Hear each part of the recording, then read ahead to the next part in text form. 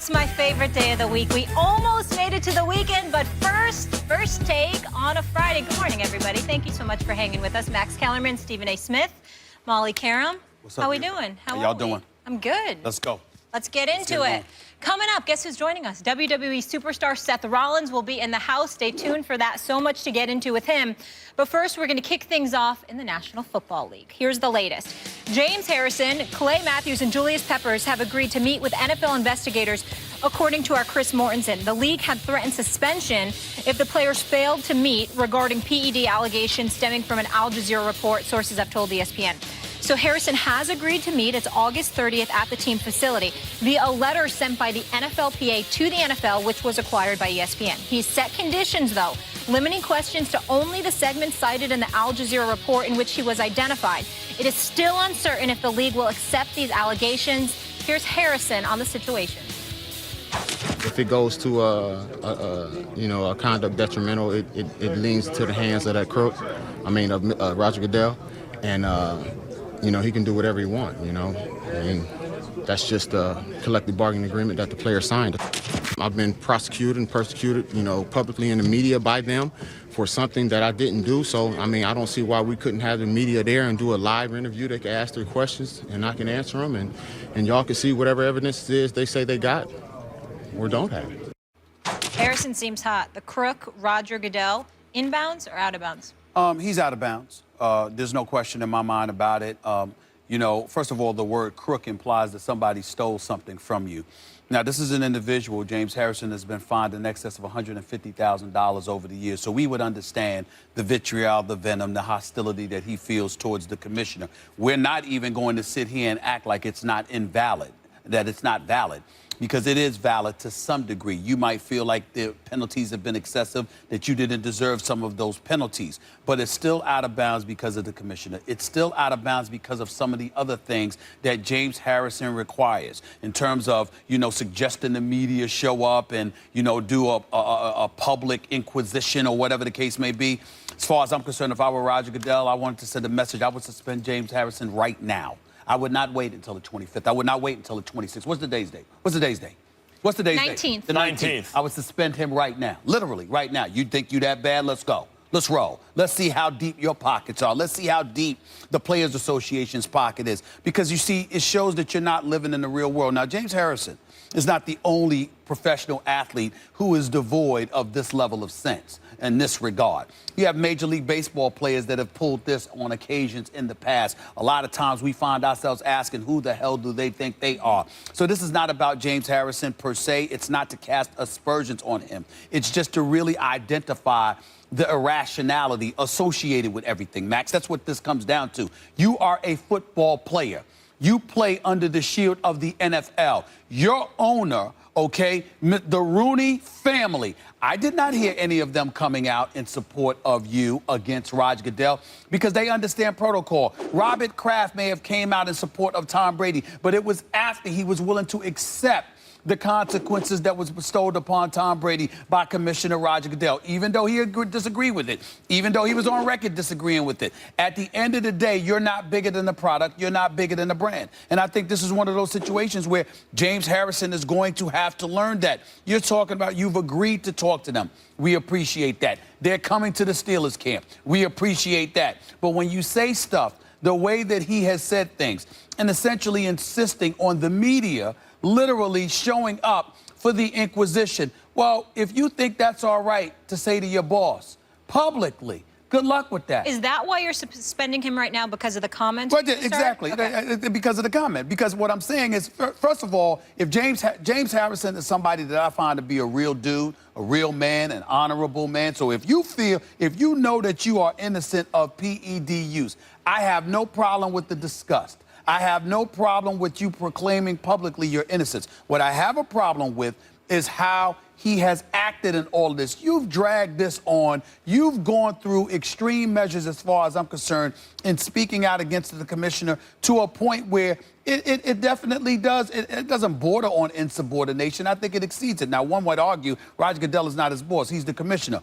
But the commissioner has the power bestowed upon him by all of your bosses, which are the owners, which makes him the boss. And so that's just the way that it goes. To me, if I'm Roger Goodell, I'm sending a message. To be quite honest with you, I'm not saying I would definitively do it because he can speak his mind, but I would strongly consider suspending him right now just to make a damn point.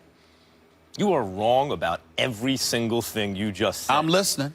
Even the one thing that you got right, you're wrong about. He said crook. You said you can understand the vitriol because he's been fined, whatever. But when you're right, once you say crook, you're saying someone took something from you illegal or stole something. That's just name calling. And unless James Harrison could be specific, what exactly did Roger Goodell steal?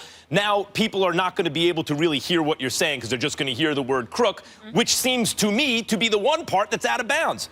About everything else, it's quite the opposite, Stephen A. Look, first, you seem to be into this idea that might makes right. Because Goodell does have the power to suspend him, or whether or not he actually has that power in the CBA, which is actually an issue here, he will suspend him, and then they're going to have to appeal. That's true, but because he has that power, James Harrison should just cave? I mean, the Players Association is, I believe, based on what I've read, correctly interpreting the CBA, saying, look, you're in the evidence gathering process, don't have to talk to you yet unless you have evidence. If you're going to say the Al Jazeera report is evidence, fine, use that. But I don't have to talk. Okay, wait, you want me to talk to you? Okay, fine, I'll be the bigger person here. In the interest of transparency and kind of common sense approach, I'll talk to you. However, if we're going to do that, there are going to be some stipulations because I am not required to talk to you according to the CBA. That's their interpretation, Harrison's, the Players Association, and I agree with them. But, okay, we're going to do this. How are we going to do this? We're going to limit the questions to this inquiry because this is not going to be an inquisition, as you, I think, correctly termed it. That otherwise, it becomes an inquisition. It's going to be an inquiry about limited to the scope will be limited to these questions, and I'll be a good sport and do it. But because I don't trust you, which is his right, he shouldn't call him a crook, but it's his right not to trust him, I want the media there documenting this so that later on when the league claims, as they have in the past, that some things were said and then the player says, no, other things were said, we all know exactly what was said. And since he is not compelled by the CBA to talk to Roger Goodell in his opinion, in the Players Association opinion, in my opinion, and other independent people opinion, he doesn't have to do this. It's within his right to say, if I do this, here are the stipulations. Right. You can say it was in his right, but let's dissect this just a little bit, okay? First of all, don't give me the Players Association. The Players Association will say he's wrong for passing gas, for crying out loud, because they want anything they can to take to court, because it seems like, you know what, the more we go to court, the more lawyer fees are piled up, those billable hours, and somebody's going to get paid for it. Hey, Jeffrey Kessler, how you doing, buddy? How you doing? That's point number one. Point number two, when you look at it from James Harrison's perspective, this man has been fined 6 times for in excess of $150,000 dating back to last year. They're talking about dating going as far back as 2010. There's some animosity, some vitriol there. There is such a thing as practicality that needs to enter the equation here. Who amongst us gets to go upstairs and say, well, you know what? We want to sit up there and make sure the media is involved and the public at large is privy to the conversations that we have with our boss. I'm talking from a realistic perspective. I'm not talking utopia. Let me ask you a question, rhetorically or otherwise. How many times would you like to have had eyewitnesses in attendance when you've had conversations with bosses? You know, where you prayed that somebody was there. You wish there was a fly on the wall. You wish there was some secret recording somewhere. You wish that the words that they said actually came to fruition. Listen, all I'm saying is... So because you can't have that, he shouldn't have it either? No. Exactly. Let me explain. You are a football player. Roger Goodell is the commissioner. You do have the right to have union representation. You do have the right to have an attorney in all likelihood. To sit up there and to say, well, if Roger Goodell's going to question me, I would like the media to be in attendance for that. So in other words, let me ask you this question. Is everything about these guys squeaky clean? What if Roger Goodell turned around and said, let me invite the media in when I do have evidence against y'all using PEDs or DUIs or domestic violence or I didn't hear a whole bunch But of here's people. the difference. Hold on, wait a minute. I didn't hear a whole bunch of people standing up then wishing that the commissioner was on tape for that. There's a whole bunch of stuff because that we James Harrison believes he doesn't have to submit to this interview. So if he's going to do it, there are going to be stipulations. And as to your point of view, that because it's not pragmatic, it's not practical, the reality is this is the boss. Who are you? You're just a football player. The media, this certainly doesn't apply to you, what I'm about to say, but this is applied to the media, much of the American media in the past. Baseball, which was the first real strong union in sports, that sued and got free agency and all these things.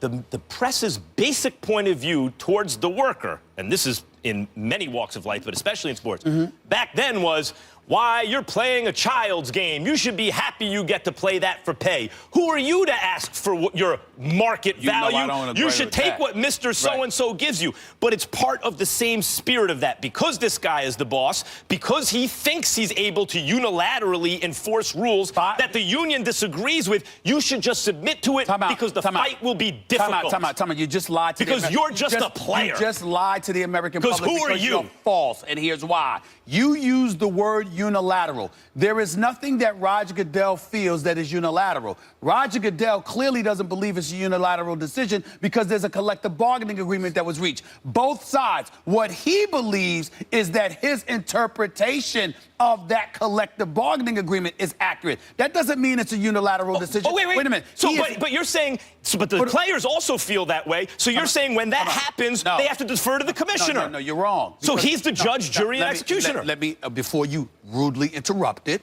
allow me to educate you.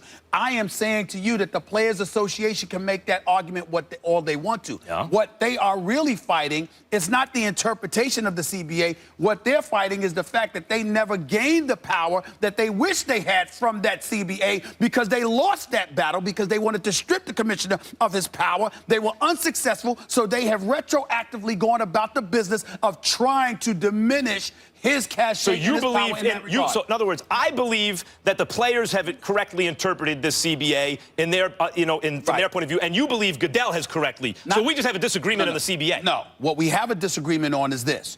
In the end, the CBA grants Goodell a level of power and latitude that the Players Association religiously tries to fight retroactively of the agreement that they made. From years ago. That's not what the CBA says in this case. I'm telling you, it's just like with the that's true what you said, but that doesn't apply here. It's just like with the Tom Brady situation.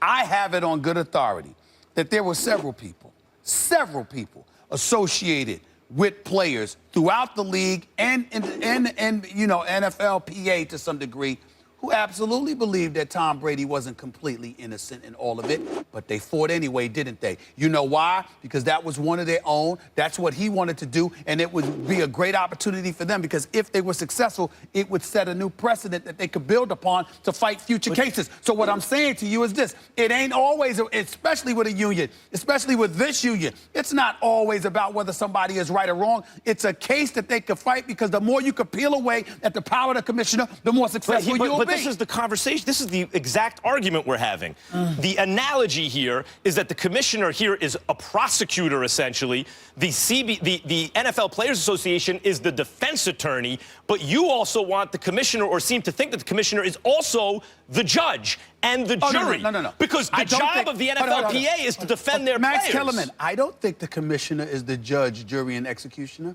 I know he is. Facts and past cases have proven he's all three. And that's why do you think they're fighting? Right. Why do you? Hold on, wait a minute. How is there something to fight if you didn't surrender the power? They didn't surrender the power in this case. That's what that issue. The power is there. Yeah, You'll find out. You'll find out. You'll find out. You'll learn. It's going to be very interesting. One of us will. You'll learn. To see how this plays out. And I hope we get to the bottom of this sooner than later. Let's get to the other story that has been covered, and we're tracking just about every media.